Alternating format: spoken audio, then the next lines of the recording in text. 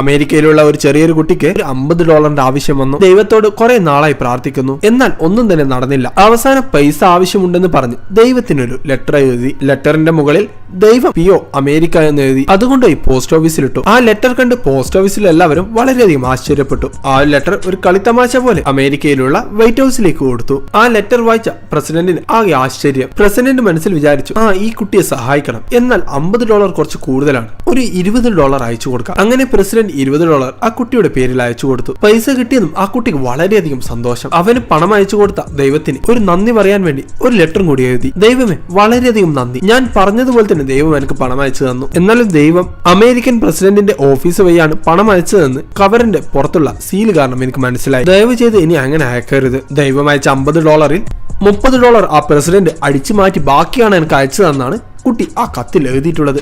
ഇത് വായിക്കുന്ന അമേരിക്കൻ പ്രസിഡന്റിന്റെ അവസ്ഥ എന്തായിരിക്കും?